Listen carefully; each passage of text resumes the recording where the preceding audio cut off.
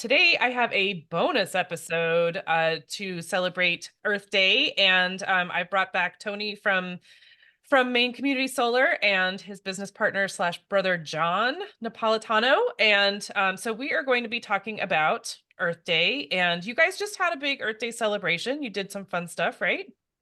Yeah, we We did. did. Absolutely. Every Earth Day. What kind of stuff did you work on? You were doing some cleanup, right? Yeah, so we have a little bit of a tradition. We get together as a company and we go down and we clean up Back Cove. So we meet down there and a bunch of people from the office, and we break up into teams and we go around.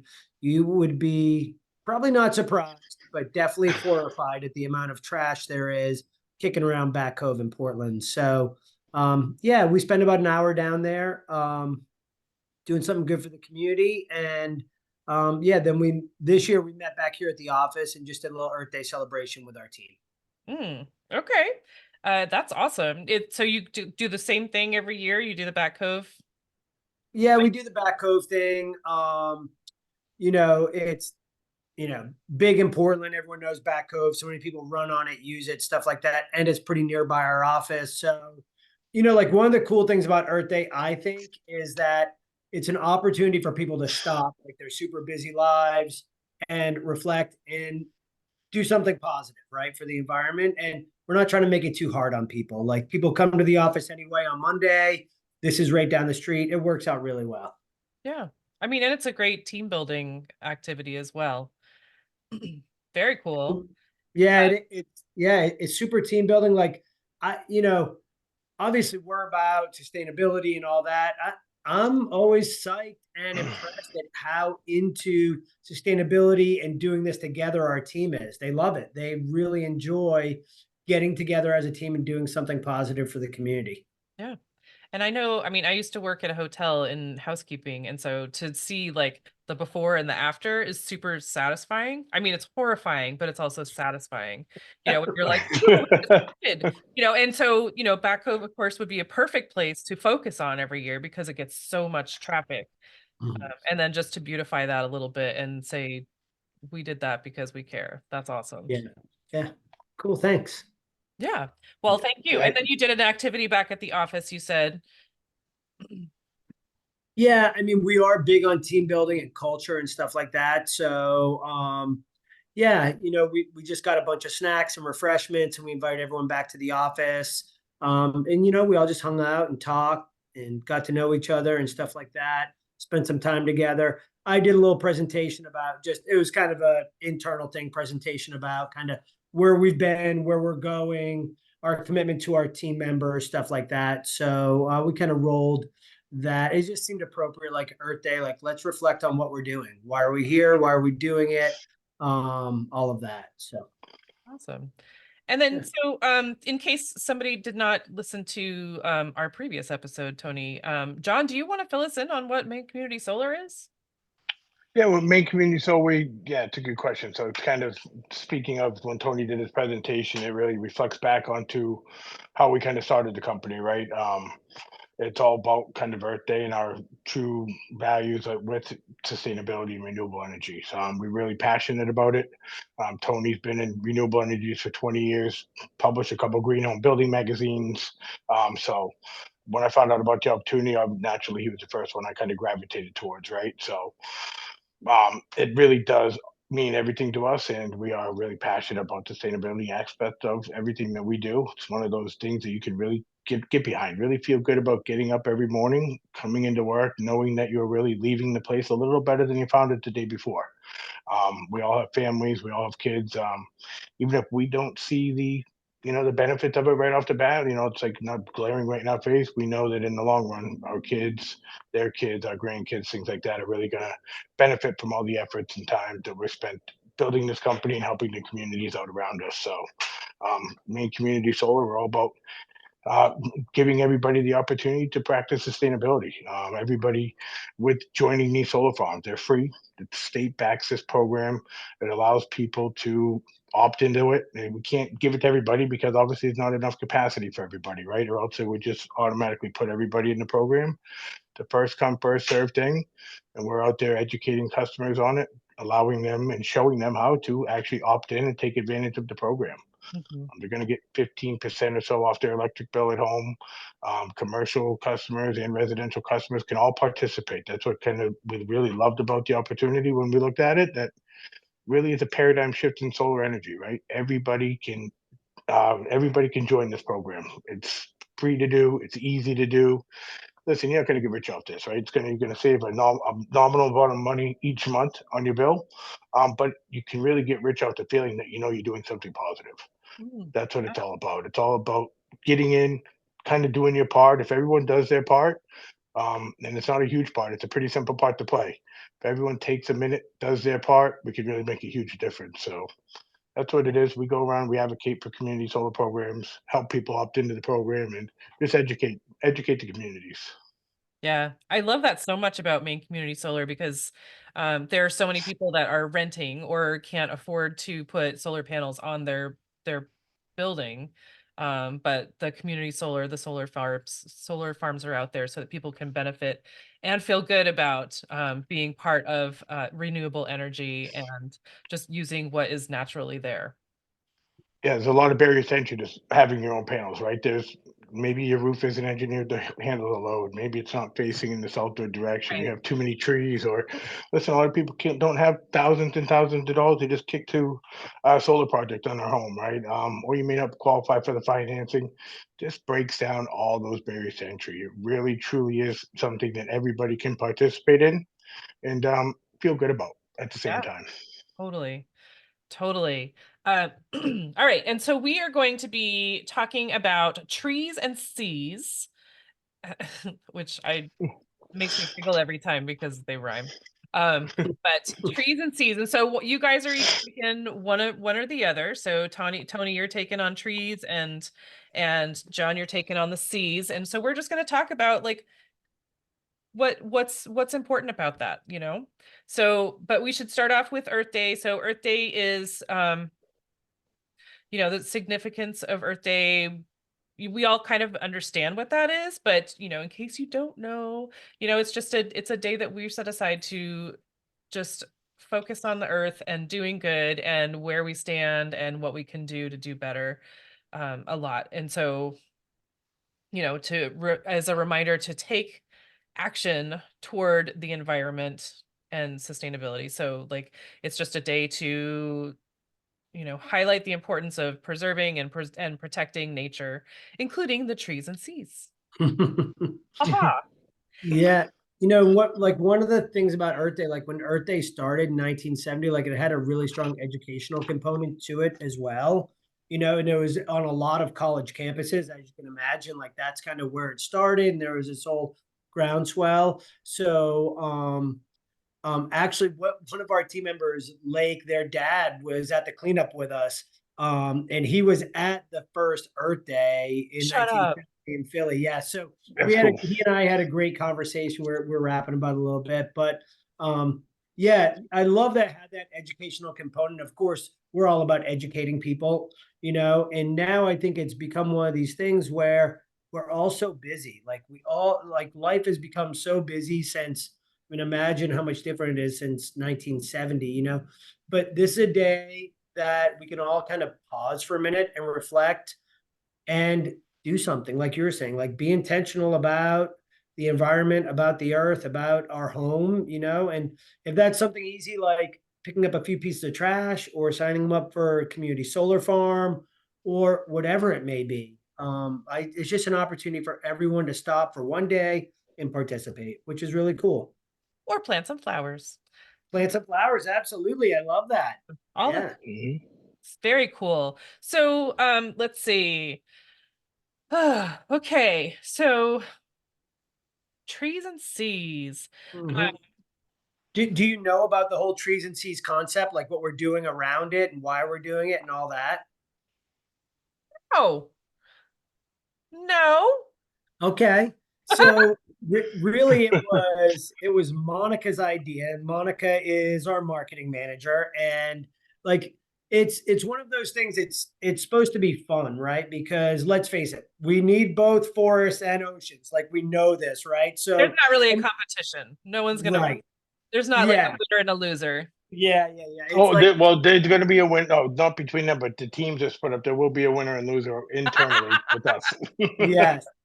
So what we did is like we got behind this because we thought it would be a fun way to talk about it, right? Like we need oceans, we need forests, we need all of that. And also, like I was saying, like our team members they're into it, like they're into this stuff. Our customers are into it. Like, how can we have a way to bring more attention on Earth Day to something other than saying what everyone always says, go do something good for the environment. So for like the entire month, we've broken up our canvassing teams that go out in neighborhoods around the state into team trees and team Cs. Okay. So it's a way to get our entire organization focused on the implications for Earth Day, for doing something right for the planet, like all of that type of stuff. And I think the coolest thing that we're doing is we picked two nonprofits that we've worked with in the past. We believe in their mission. They both have an educational component and a sustainability component. And we found one that has to do with seas, saltwater classroom, one that has to do with trees, Retree US. And so if Team Seas wins, we're donating $1,000 to one of them. So basically it just depends. Whoever the winner is, that organization will get the $1,000 donation that we're doing in celebration of Earth Month. Do I have to pick a winner? You can. It will be noted. And Amy, just to touch kind of base on why we really picked the season trees, Tony makes a great point, right? I mean, they're very important to Maine's ecosystem. I mean, each one of them is uniquely characterized really by its, like, let's say the trees by its vast forest and the seas by its extensive coastline. Maine's known for their coastline. That's what makes trees and seas the integral part to the environmental health, right, of Maine and the economic prosperity, really. I mean, so states, forests, they act as critical carbon sinks for us. They're absorbing all the CO2, and then the seas support diverse marine ecosystems and the fisheries. They're all essentially local livelihoods of Maine. That's really the main reasons we picked the season trees, to a direct reflection of Maine and what Maine is. Okay, cool. I mean, I didn't realize that. I knew we were sort of not debating, but debating trees and seas. I did not realize it was a whole month-long team-wide thing. Yeah. So very cool. And I'm scared that I might have a vote in that. So I have to say I have to be on team trees because my husband is an arborist, but I totally appreciate the seas. I have a lot of respect, and I do not go in them because there are sharks. That's right. Exactly. But there's just so much. There's so much life in the seas. I volunteer for a local farm and as a gardener, and one of the people that was volunteering with us last year was doing a study for Bowdoin College in like farming sea kelp and using the kelp in the garden. So Cool. so she just reported on that like 3 weeks ago, and I didn't get to go because I didn't know it was happening until after. But I mean, it would have been really cool to hear her presentation and like how that did and stuff like that. But so I mean, there's so much. I did an episode with the producer of the documentary To Which We Belong, which is talking about regenerative agriculture, and so she was talking about farming, but also sea farming, and how that is such something that we can really dig into and bank on these days, as long as we take care of the seas. Yeah. I mean, I think in this day and age, as more people become aware of what's going on, our forests, not just in Maine necessarily, but globally, like our forests are threatened and our seas are threatened. Like that's a scary thing, right? Because where's all the carbon in the world? Like as we put more carbon in the air, it gets sequestered in the seas. That makes our seas more acidic. As we burn down rainforests and other forests, we're releasing more carbon into the air. Like this is a crazy cycle that we are not going to be able to continue, you know? So Nobody's gonna win that. I'm sorry. Nobody's gonna win that. Right. That's right. No. Exactly. Yeah, that's a no win. Right, for sure. Wow. Okay, so that's really cool. I didn't know all that stuff, Tony. That's really cool. And thanks for the and that's super cool that you're able to talk to somebody whose grandfather was grandfather? Father. Yeah, Father. Lake's father was at the first Earth Day in Philly. Insane. That's so Yeah. cool. Oh, it's wild. Whew. You know, Wow. that's one of the things that I really like also about what we're doing here. Not to get too far off the Earth Day topic, but I really feel like we have a cool organization. Like we do things where people bring their families. You know, last year to the cleanup, John brought his whole family. They came. You know, this year they had school, but like the kids are there. You know, maybe our spouses or our significant others are there. You know, we had a team member brought their dad. You know, it's like that's cool. I love It, that. it is cool, Tony. It's funny you mentioned that because I think I told you this the other day. But in the morning, I get my little girls ready for school. They're 5 and 6 years old, and it was Earth Day, and I come in and was saying Happy Earth Day to them. And first thing, they both looked at me like, "Does that mean we get to go pick up the trash today?" I mean, so they remembered it, right? It resonated with them. It's something that stuck with them. And I thought that was super cool. Unfortunately, I had to let them know they had to go to school, but I said, that's no reason why you can't go around the playground and start picking up all the trash at your playground, right? And if anyone asks why, tell them it's because it's Earth Day, right? That's one of the reasons. Obviously, you're free to pick up the trash anytime. I told them every day is Earth Day, but Right? especially today, if somebody asks you and tell them, help educate and talk to your students, talk to your peers at school and stuff, and let them know that today's Earth Day and some of the cool things you did last year and you remember and you're going to do it again this year. But I thought it was really neat that they remembered that. That's amazing. That's really Yeah, cool. You know, all the things that happen with kids to that they would remember something like that. That's great. yeah, it Yeah, was I guess awesome. Yeah, whole family activity, so they would probably remember those family things. yeah, All right. So, that's awesome. I love that. 5 and 6, and they remembered that. yeah. It was pretty wild. I was taken back by it a little bit, but it was really neat. Super cool. All right. So, let's see. Should we start with trees or should we start with Cs? Who wants to go first? And we're just talking about supporting them and why it matters. Yeah, I What mean, I can talk a little bit We'll about the let John go significance. first. He seems And well I can prepared. Well, I mean, I can talk about like the significance of Maine's coastal marine environments. They're very important, right? I mean, the coastal marine environments here, they're renowned for their biodiversity, including the significant population. What do we have? Seabirds, fish, marine mammals, seals, whales, you name it. We got it all out there. So these areas they're crucial, not only for biodiversity, but also for the economy. Maine's very big on the economy. Look at the lobster industry here. Since supporting these industries as fishing and tourism, that's huge for our economy in Maine.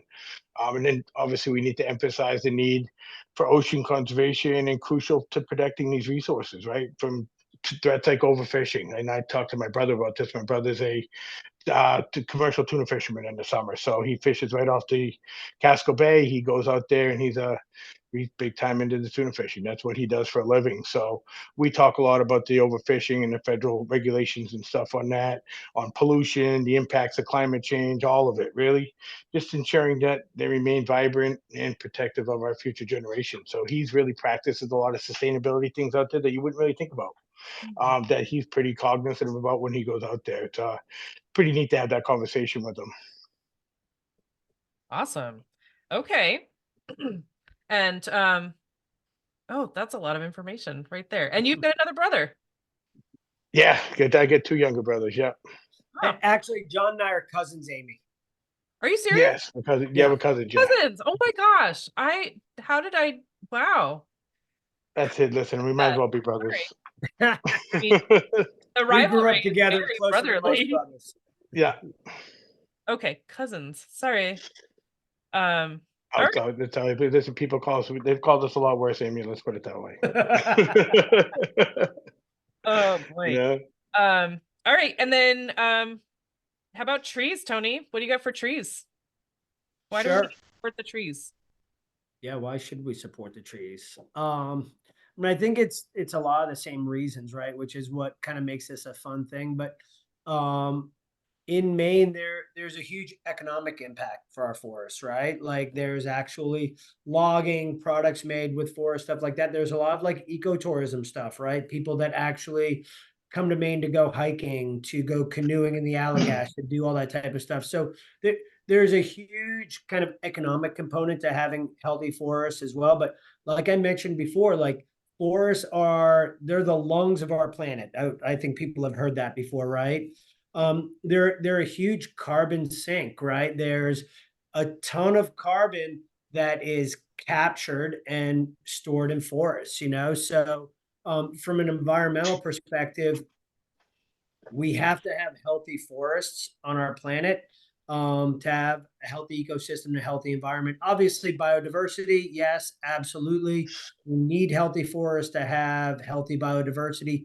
And, you know, Maine is one of those states that has the most forests out of any state, right? Like Maine is so not developed. We have all this contiguous forest land that's there for us, which is really amazing. So, yeah, we can't have a healthy environment without healthy forests.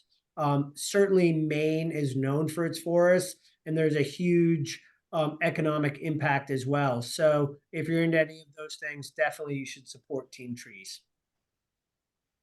Okay. All right. Do you have anything to say about that, John? No, I mean, to know Tony kind of touches on all the basics. I mean, yes, he makes a very good point. The trees are very, very important, obviously, in everything we do here. Okay. Yeah. I got nothing to add. I mean, I know trees better So, than I mean, yeah, I mean, I'm listen, learning the the trees. trees. Yeah, what do the trees do? They stabilize soil, right? They prevent erosion, they reduce runoff, enhancing water quality by filtering pollutants out. I mean, the trees do a lot of things, right? But that's before they even reach the water bodies that really I kind of touch base on. So the trees, the water wouldn't be the same without the trees. I mean, and really, Maine's forests, they're vital habitats for the wildlife, like Tony mentioned. They offer the food, the shelter, breeding grounds for a variety of species. So it's pretty cool. From birds to larger animals, they are the home for a lot of species in Maine, a lot of animals in Maine, so they're vitally important. Yeah. And I mean, for me personally, trees are like, I just think trees are beautiful. We have this gorgeous like poplar in our front yard, and it's just like when it flowers and then the wind blows and they do the little clicky Yeah. leaves and they're silvery, and it's just this huge tree, and I'm sad that someday it's gonna go, but it's beautiful. And I just, there's so many different kinds of trees, which is cool. We went to Alaska and there are no maple trees. So you don't have to. Mm. It's crazy, yeah.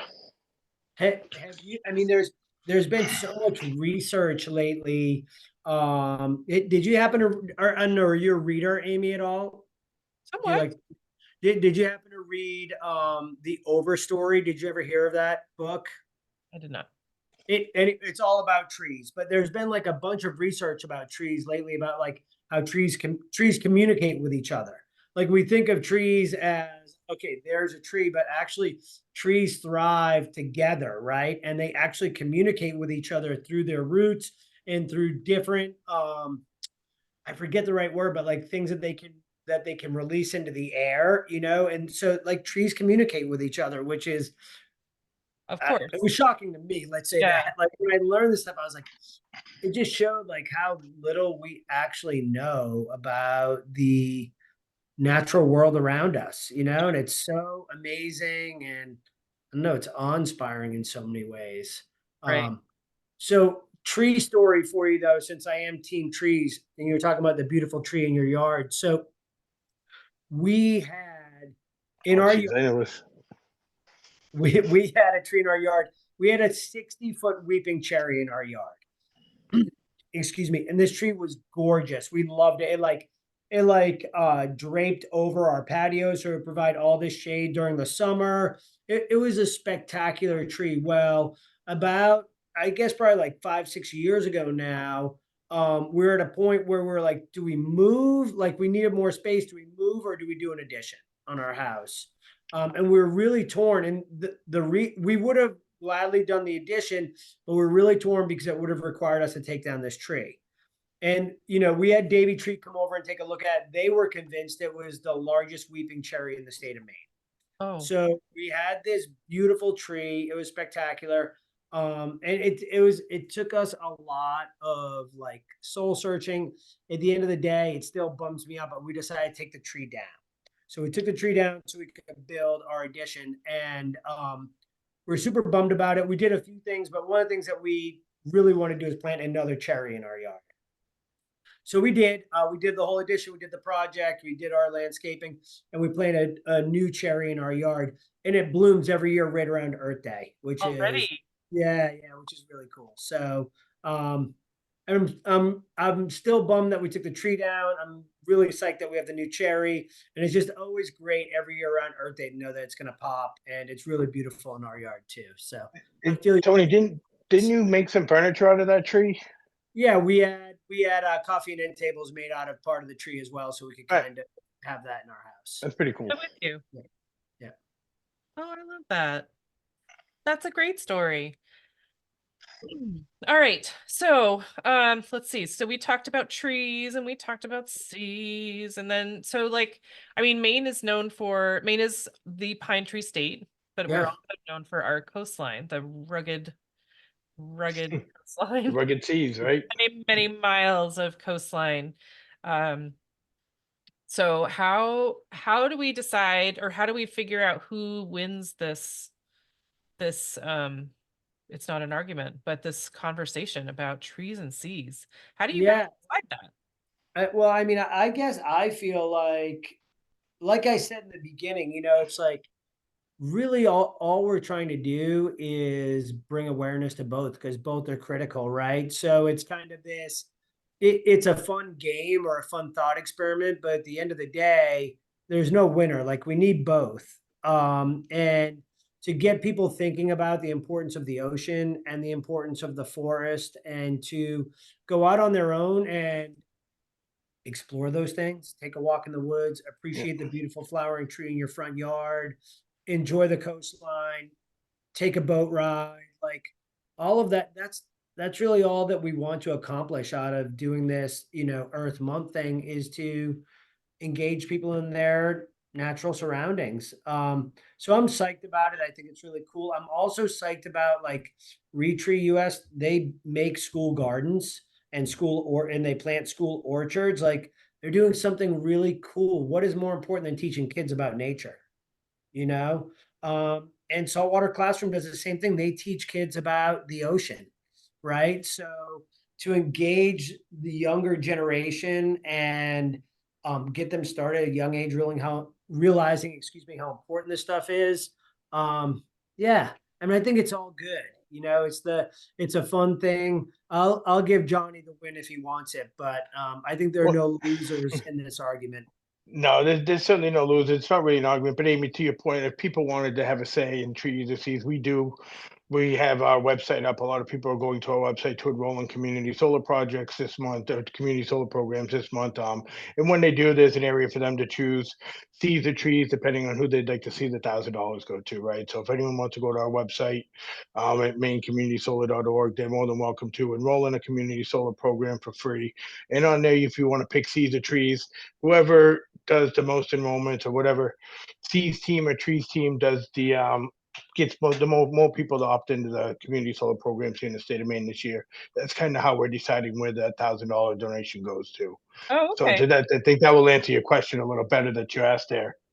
Yeah. It wasn't really a serious question, but that's even better. Like, so if you're registering for your home for Maine Community Solar, you can actually put your vote in for whether you want. Yes. And then at the end of the year, at the end of the month, it'll be like tallied. Yes, You yeah, got we're it. doing Yep. running tally. Super cool. I love that. And just a quick reminder for listeners, it is literally free to register to enroll in Maine Community Solar. It takes, Yeah, I think, Tony, you said it was like 10 minutes. It takes about 10-15 minutes to do that. Costs you nothing. yeah.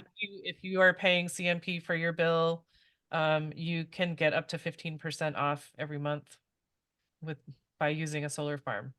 Yep. That's That's all Yeah. right. that's all you have to do. That's it. And then you get It's to feel it's good that easy. about about using renewable energy, supporting solar, and you're getting a discount. Yeah. Yes. Win-win. It's just a simple, sustainable practice that people can do, and feel good about it. Yeah. Well, I don't know if you listened to the episode that I did with Tony, John, but when I first talked to Tony, I had just come out of my town's so Brunswick is doing a climate action workshop. Yep. And I had just come out of one like a day or two before I talked to Tony, and I was so bummed out. I was so bummed out because they were like, if we had, what do you guys want to the plan was like, how do the residents of Brunswick want to like upgrade, and like what do we want to spend money on to update and become more sustainable as a town? And people were like, yeah, I'd love to do all that stuff. I can't pay my own bills. Like I can't Right. add bills. Right. And then I talked to Tony. I was like, seriously, it costs nothing. Take part in these Right. the solar farms, and it nothing. It's okay Yeah. to feel good about being part of that, and it's not going to hurt you at all.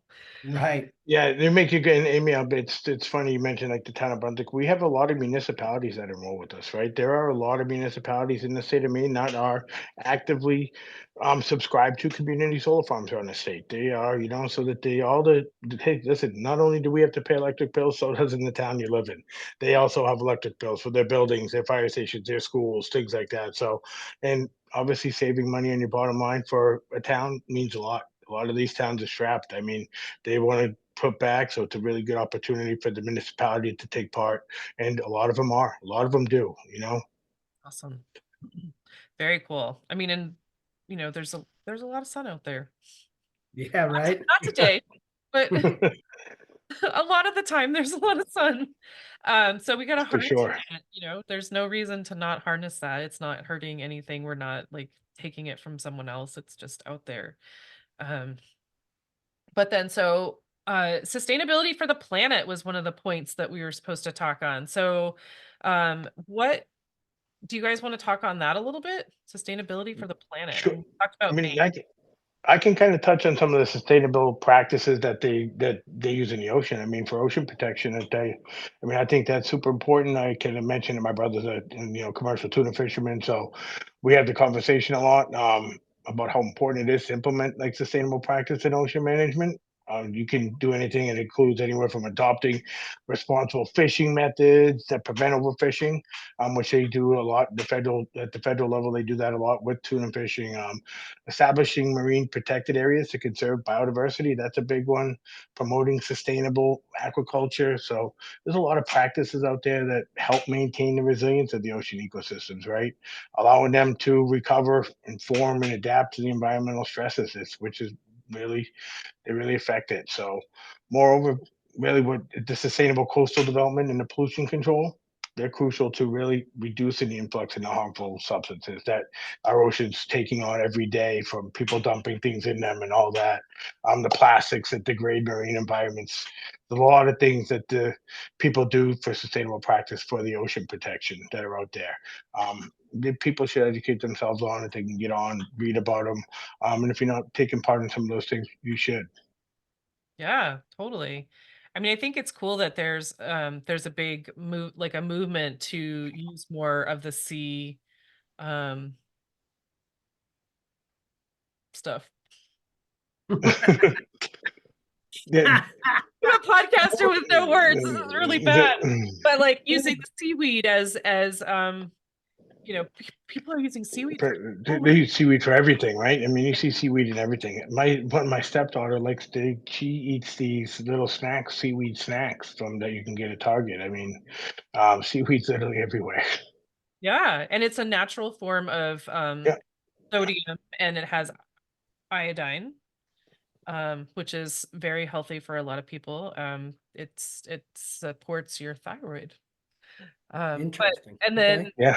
so you can use it as like a compost, as a fertilizer, as a food. And there's so many things, the kelp as well, you can use for fertilizer. It's crazy that there's I think it's great that people are getting more creative with that, because 20 years ago or whatever, was that even a thought to like, I don't No, know. I mean, I doubt. climate change really wasn't, right? I mean, climate change significantly impacting the ocean systems. It really does through the warming temperatures. I mean, there's everything from acidification to rising sea levels, you name it. Those all disrupt marine life and habitats. So everyone's got to take their part. I mean, pollution, particularly, right, with all the plastic waste, chemicals, untreated sewage, those all continue to poison the marine ecosystems. So they affect both the wildlife and the trees. They affect human health. It really does trickle down effect. I mean, overfishing a lot of the times that depletes fish stocks faster than they can replenish them. So they put regulations on that.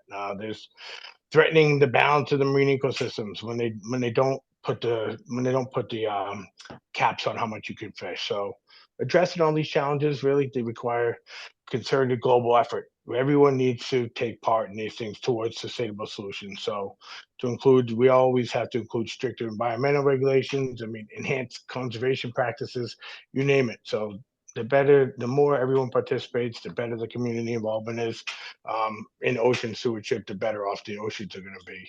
And that goes the same with the trees as well. Everyone's got to do their part. Yeah. I mean, it's true. I mean, it might take some of the fun out of it to have to, harness some of the stuff and like hold back on like the fishing and stuff. But Hmm. we have to think about the future. Yeah, if in the longevity of it, listen, sometimes you gotta take one step back to get two steps forward. Tell people that all the time. So it's you just gotta be conscientious of what you're doing out there and know that you gotta preserve the future for everybody too, right? It's not all about you. It's what are we doing for the future? Yeah, absolutely. I mean, you've got a 5 and 6 year old. Yeah, yeah, They got yes. I mean, yeah, that's two of the five. So yes. yeah. All right. And so yeah. uh and trees are the same. Like people, we got to stop cutting them down for silly things. There's so much recycling and reusing. I mean, what do you have to say on that, Tony? Yeah, no, for sure. We definitely have to stop cutting them down. We have to understand forests, the way they work. I mean, what are some of the big kind of massive issues that we know about forests, like forest fires in this country, right? The burning of the rainforests in like the Amazon in Brazil, stuff like that. Like those are massive issues. Like clear cutting was an issue, and then what they were doing is replanting monoculture. That was a problem, like that I think our forests have some real challenges, and like the only way to start addressing those is to get people to learn about the forest, get people to understand, get people to go for a walk in the woods, get people to appreciate the flowering tree in their front yard. Like then we can have these conversations, right? And then we can start taking positive action because the fact is a lot of people don't know a lot about this stuff, right? But there's no doubt that we need the forest for sure. We need the trees. One thing that I wanted to mention, because I know Monica's brought this up a couple times, but this is a hot button issue for some people. People are afraid they're cutting down forests to build solar farms. Mm, Right? So some people are afraid that's happening. That is not something that's very common. So more likely, the number one place to build a solar farm is someplace that's already been used for something else. Like one that we helped fill in Berwick, Maine. It was built on an old gravel pit that wasn't being used anymore. Right okay. by my house in South Portland, there's one built on an old landfill. Right, those are the easiest ones. Things that were used for something can't be used anymore. Let's put it there. Then let's look for open space. And you would be amazed at the number of farmers or the number of landowners that call us that have Yeah. open land that they want to monetize. And for farmers, I mean, some people on their listeners may know, but family farms, it's tough. It's tough to make ends meet sometime for family farms. And so a lot of family farms will say, I have this block of land, 20 acres, let's say, that I'm not using, or it's not ideal, let's say, for planting or for raising livestock. I'm going to do a 20-year land lease, and I'm going to have an income that I can count on. I know how much is coming in. It's going to be steady for the next 20 years. That's going to allow me to continue to operate my family farm in the way that I want to operate operate it. So, but those are the places that solar farms are built. You know, there's not a bunch of solar developers out there just hacking down forests. You know, and if people have doubts about that, think about how expensive it is to go into a forest and clear it, haul everything out of there, and then go build on it. They'd rather build on areas that are already open. You know, does that mean that there aren't trees taken down on occasion? Sure, there certainly are. But a lot of these folks, they go through the whole environmental assessment process, right? Yes. So they cut some down, they plant some more, and you know, you move on. But this is not a case of us clear cutting the woods of Maine to, or any other state for that matter, to build solar farms. Right. Well, I'm so glad that you touched on that, Tony, because I remember you telling me that before, that a lot of people, if they have, you know, right now it's really hard to pay staff. And so it's some farmers have had staff and they just can't afford it. And so they have to downsize their Yeah. their farming. And so they've got this extra land because it's only what the family can manage. Mhm. And that makes so much sense. I mean, this land is just not being used. So let's monetize it. yeah. Yeah. Yeah. Heck yeah. Awesome. This is so fun. This is so fun. Like and now I'm like better informed on it because I've already had a conversation, but it's kind of fun to have the family and the little rivalry stuff. So is there anything else that you guys wanted to touch on? So we talked about trees, we talked about seas, we talked about the planet, and you know, some myths about solar farms. Yeah. Um, I mean, we can touch on anything you want, Amy. I mean, it's as long as we're just bringing awareness out there, right? I mean, we can give some. I mean, Tony, I'm sure can give some examples of, you know, the animals that are benefiting from sustainability efforts in trees. I can certainly give you some examples of marine life benefiting from sustainability efforts in the oceans around here. You know, kind of obviously to, you know, that are uh, you know, attached to Maine, really. And that goes throughout everywhere. But we're more familiar with the Maine because that's where we've lived, that's where we've grown up, that's what we're really focused on. Right. yeah, and I mean, one thing that I would add, you know, before we wrap up though, is just like I always like to come back to kind of like the basics, you know, and like what we're doing here, and that is there's a lot of information out there about community solar, right? And how it can benefit people, and people have questions, they don't understand everything about it. Like, call us. There's no obligation. We have teams of people that all they do is help answer people's questions, right? And then the people can decide on their own if it's right for them or not, you know? And for a lot of people, it is right for them, you know? And for a lot of people, it's an easy way to make a positive impact, do something good, and save a little bit of money.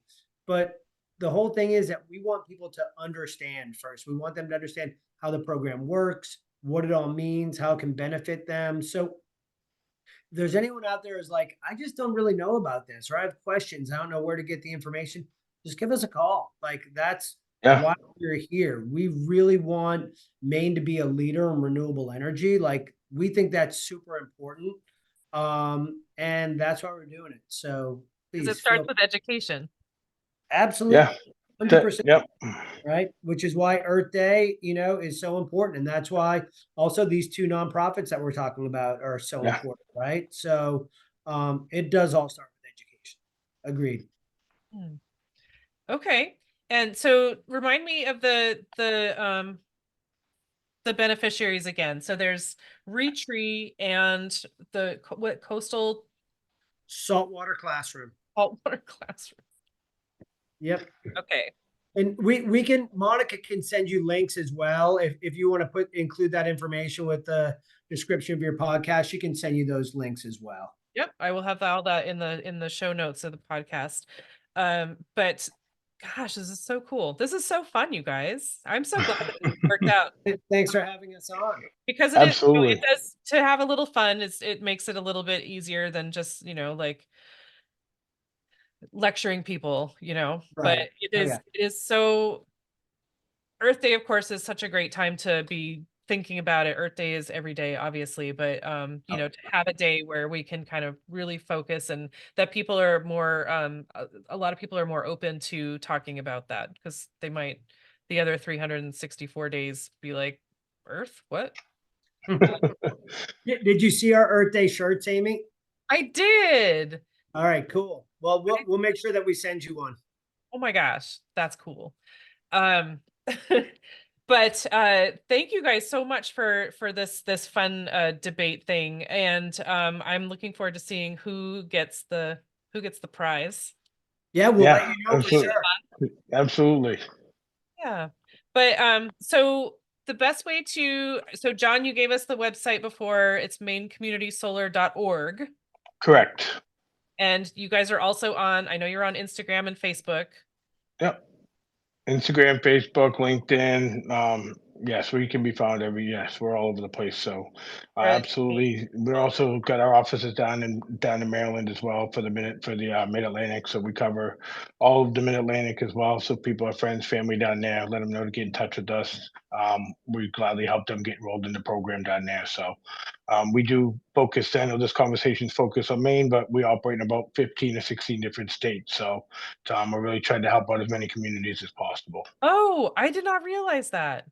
Yep. I knew Maryland, but I didn't realize so many. In Maine, Maryland, New Hampshire, Massachusetts, New York, New Jersey, Delaware, Maryland. We're in DC, some parts of Virginia. Then you get out to Colorado, Illinois.